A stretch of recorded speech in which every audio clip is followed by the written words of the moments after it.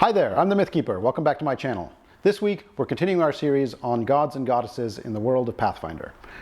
This time, we're getting into some evil gods. So we've talked about the good gods, we've talked about the more neutral gods, now we're getting into some evil gods. And this week, I'm spending a little bit of extra time talking about one god in particular. His name is Asmodeus. He's crucial to the history of Golarion. He is the patron deity of the kingdom of Cheliax, which is a nefarious villain in many of the adventure paths. I think there's some really good content here. Enjoy.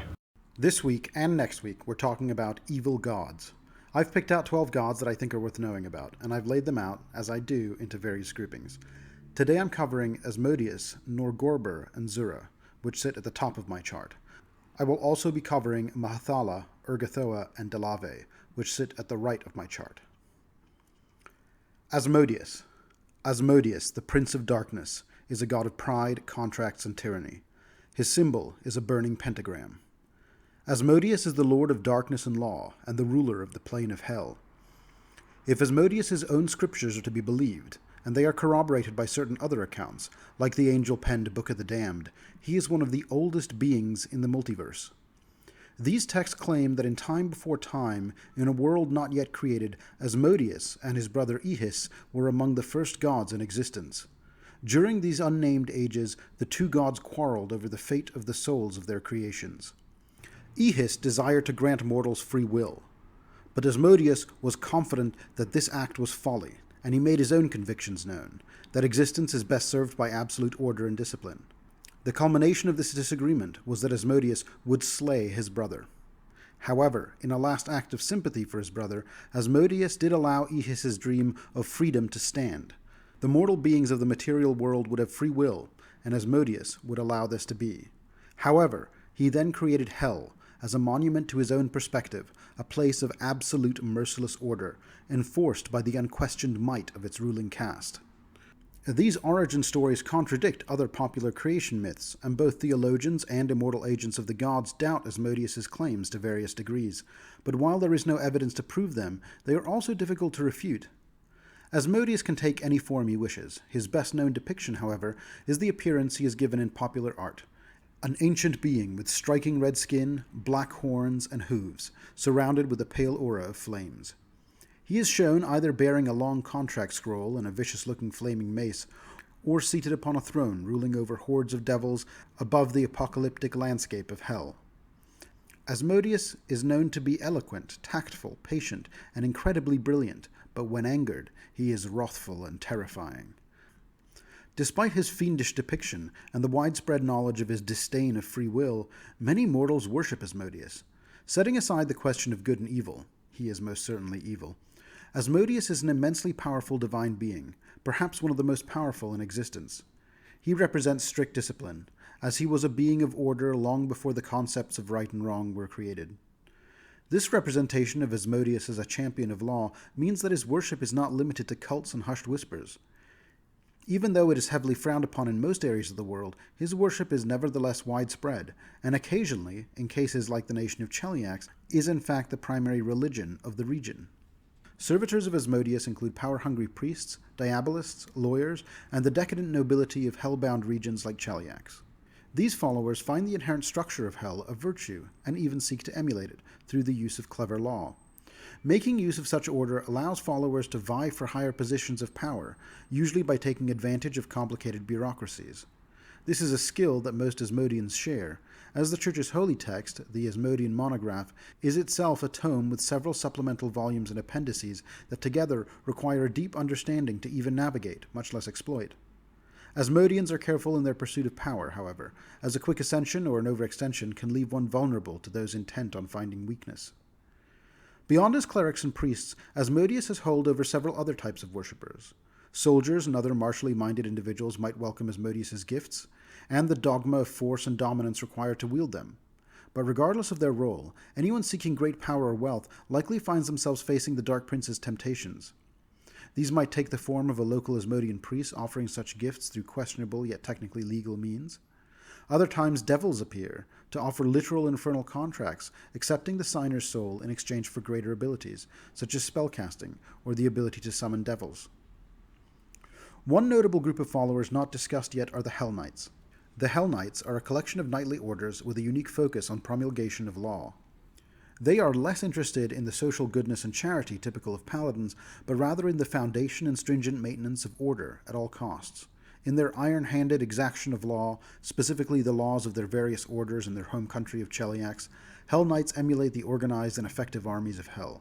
They are not concerned with morality or methods, only results. If people cannot be trusted to obey the law out of their own senses of civility and social righteousness, Hell Knights provide the need to obey it out of fear of a master's stern hand.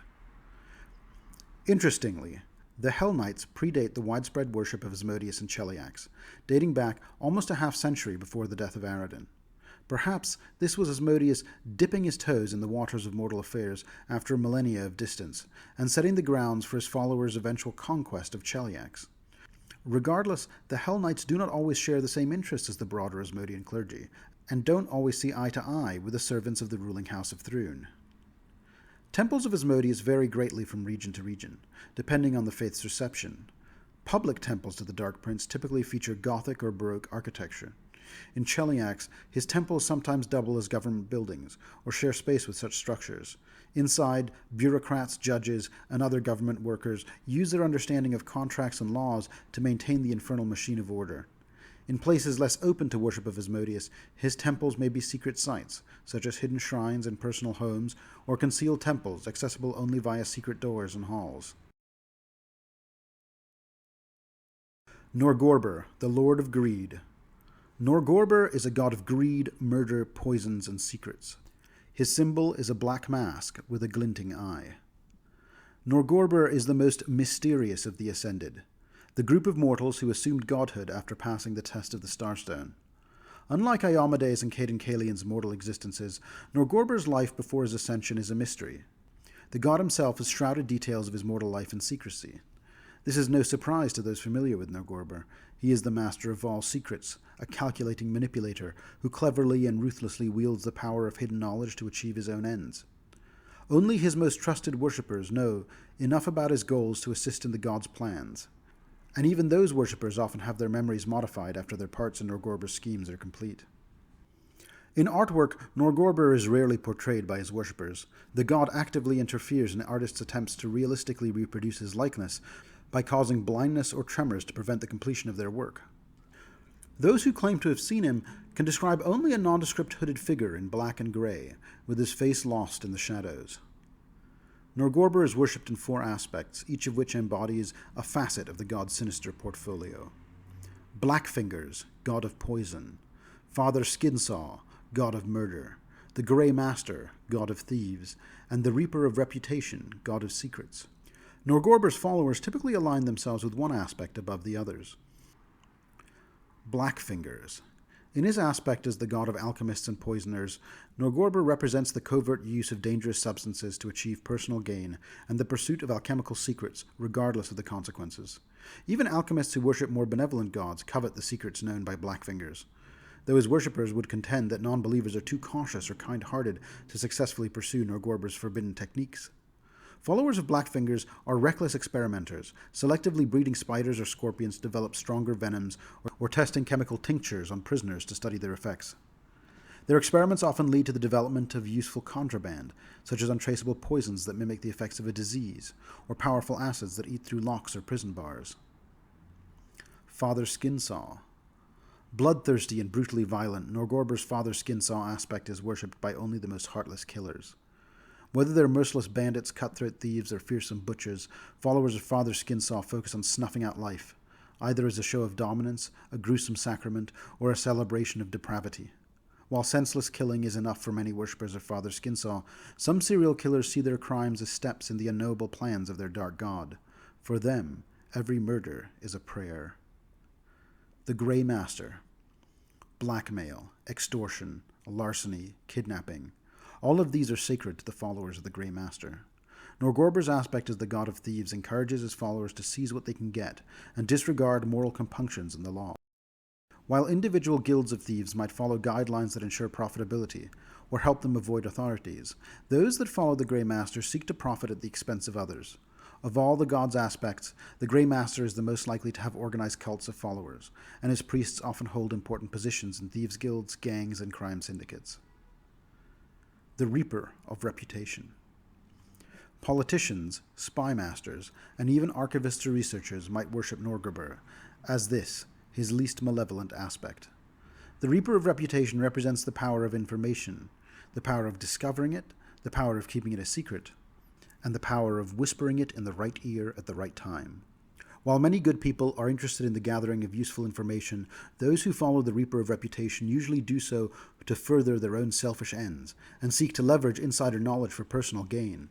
Price manipulation and political corruption are the trade of many of the Reaper of Reputation's followers, but his most extreme worshippers might ferret out a secret and then kill anyone who had learned of it, merely to keep its power for themselves.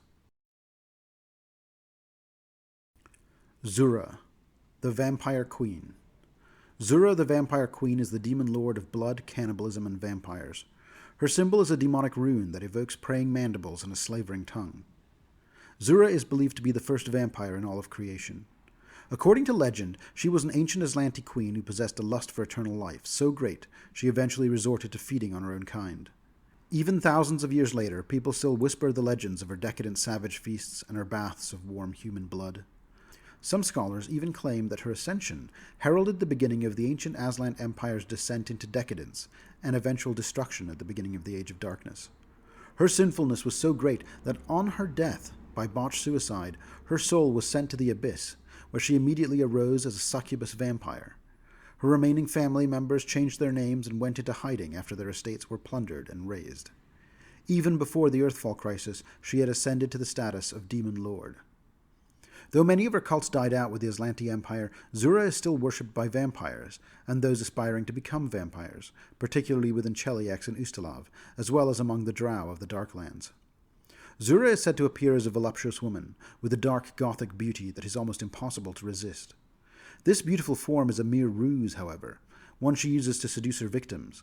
Her true form is that of an emaciated woman with bat-like wings in place of arms, blood-red eyes and ragged hair, large fangs and taloned feet. One might imagine that Zura, the first vampire, might have worshipped Urgathoa, the goddess of undeath, at one point in her life. But whether this was once the case or not, as a demon lord, their relationship is mercurial. Sometimes they and their worshippers are firm allies, and at other times they are at war. The vampires of Ustalav, for example, have been known to move against the forces of the Whispering Tyrant, occasionally allying themselves with the forces of the living towards this end. Zura is also friendly with Angazan, with whom she shares the portfolio of cannibalism. Angazan is an ape-like demon commonly worshipped in the Mwangi Expanse, and he is commonly called the Ravenous King. He is a demon lord of apes, jungles, and tyrants. Mahathallah. Mahathallah, the Dowager of Illusions, is a goddess of vanity, trickery, and fate. Her symbol is a bejeweled eye surrounded by runes. Mahathallah is one of the so-called Queens of the Night, or their mortal-given title, Whore Queens, a group of female demigoddesses who have managed to distinguish themselves as one of the lords of Hell, despite Asmodeus and the rest of Hell's unvarnished misogyny. Among these, Mahathallah holds a unique position. While the other Queens of the Night are all fallen celestials, Mahathallah was once among the most powerful of the Monitors, a psychopomp usher in the service of Pharasma. Granted a glimpse of the end of her own existence, Mahathallah fled to the pits of Hell, finding some form of solace in Asmodeus's counsel. Now the Dowager of Illusions, Mahathallah deals in death, fate, and vanity, pulling back the veils of the lies that obscure the profound facts of existence. She teaches her followers to seek the truths underlying each falsehood, all the while fomenting arrogance and callousness. Her influence is so great among her peers that she also serves as a distant, deliberate advisor to the other Queens of the Night. According to her followers, Mahathallah begins each morning in her original angelic form, but deteriorates during the day, until she is nothing but a skeleton by evening time. To disguise this transformation, she covers herself with numerous illusions, wishing not to be reminded of the fate that supposedly awaits her. Despite being a demigoddess in her own right, Mahathallah remains loyal to Asmodeus. It is claimed that without his protection, she would have been destroyed by Pharasma long ago. Urgathoa. Urgathoa, the Pallid Princess, is a goddess of disease, gluttony, and undeath. Her symbol is a fly, with the shape of a skull on its back and wings. The chosen of Urgathoa do not dread the flaws of mortal flesh, such as aging, disease, or even death, for so long as they indulge in excess above all else, their goddess offers eternal freedom from such fickle constraints. Urgathoa herself was once a mortal woman, it is said, who challenged and rejected the tenets of deities whose followers expected mindless conformity, temperance, and restraint. Why would the gods craft Golarion into a near-endless buffet abundant with the pleasures of the body and mind if the living weren't destined to feast from it? Urgathoa so loved satiating her life's appetite that in death she spat in the face of Pharasma's judgment, murdered the psychopomp assigned to her, and tore herself from the boneyard with a feat of will that not only returned her to the material plane, but also transformed her into the first divine undead creature. Urgathoa demands that her faithful reject moderation and self-restraint at all costs, instead urging reckless gluttony, constant experimentation, and the relentless pursuit of appetites of the flesh.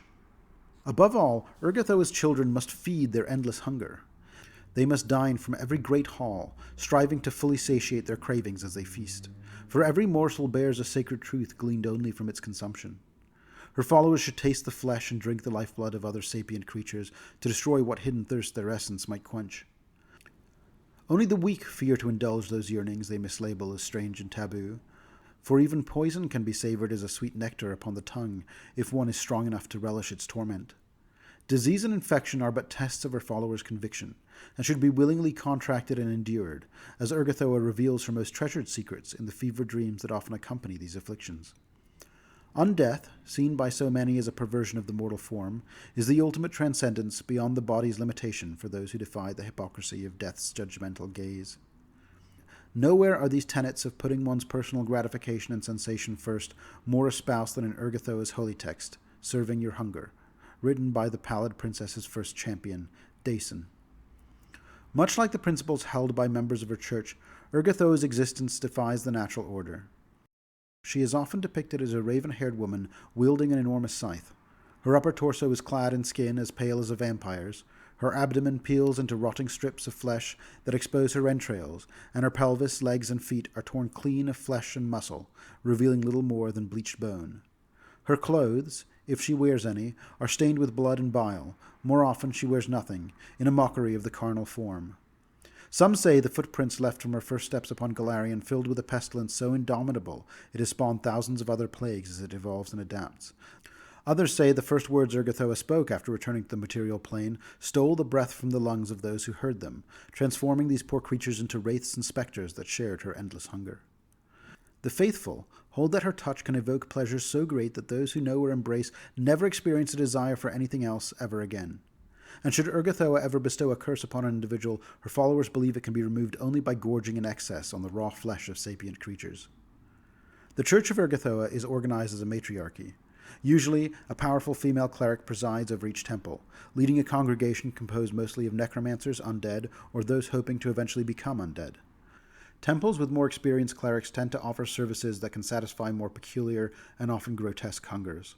Her faith is illegal in most nations of the Inner Sea region, though she is venerated openly in Geb. Senior clergy of Urgathoa sometimes practice a ritual known as the Reaping, in which they don clean grey robes and arm themselves with scythes before heading out into the surrounding countryside to deal as much death and destruction as they can upon the worshippers of Urgathoa's most hated enemies. During the slaughter, each cleric attempts to inflict wounds that spatter as much blood and gore upon their garments as possible, believing that if Urgathoa is pleased by the results of the reaping, she will grant a boon to each worshipper who participated. The blood-soaked robes from a successful reaping are often displayed in temples of Urgathoa as symbol of the goddess's approval of the local clergy's efforts. Dhalavei. Dhalavei, the interior wrought, is a goddess of madness, secrets, and discord. Her symbol is a kaleidoscope of arms grasping each other at the elbow. Dhalavei is the goddess of unmaking and secrets. Her principal aim seems to be the fragmenting of bonds, trust, and the destruction of the universe, though mediated by an obsession with planning and organization.